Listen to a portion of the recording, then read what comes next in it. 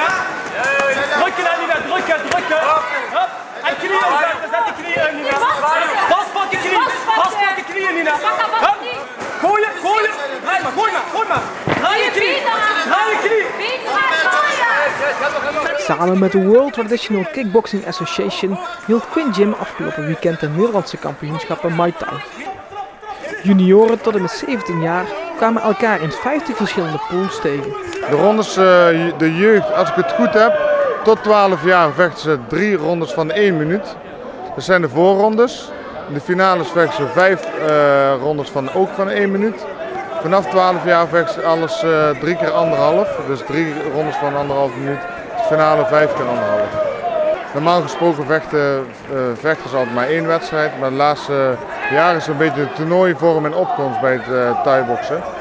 En we vechten onder Muay Thai regels. Dat betekent mag clinchen, met knieën naar het lichaam. En de kinderen mogen geen hoofdcontact tot 12 jaar. Dat is wel voor de veiligheid een stukje beter.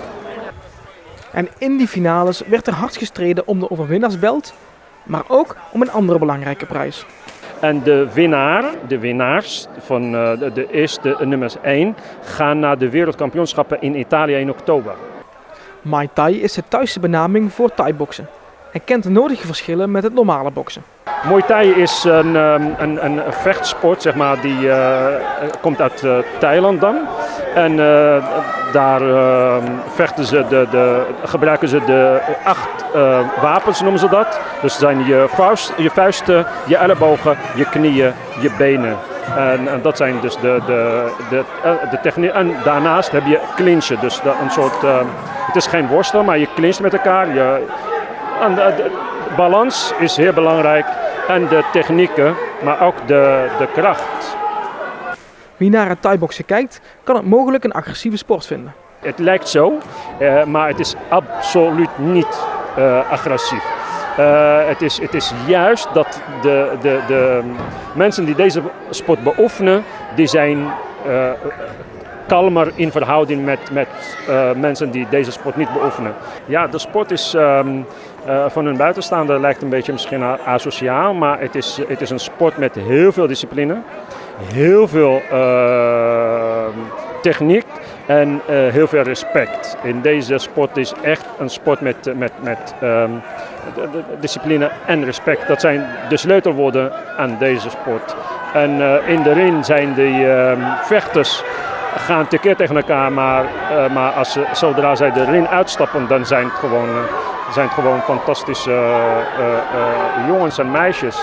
En er komt heel veel bij kijken. Het is niet zo van elkaar rossen en zo. Er zijn regels en er is techniek. Dus je moet de techniek beheersen en je moet weten wat je doet. En niet iedereen kan zomaar en uithoudingsvermogen en doorzettingsvermogen. Ja, dat is deze sport. Organisator Michiel Gerlach kijkt tevreden terug op een zeer geslaagde finale in Venray. Ja, zeker. Ik vind het gewoon een super sfeer.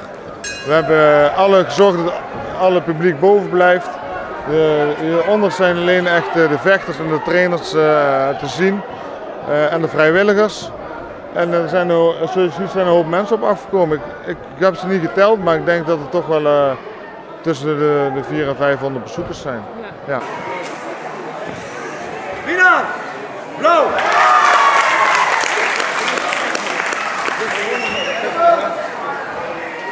Goed op! Gooi hem weg, knie, laat! Kom, links! Kom! Hoog, jij! Netjes! Kom! Kom para la cabeza, vamos! Shock hem! Shock hem! Shock hem! In a uno, shock hem naar a uno!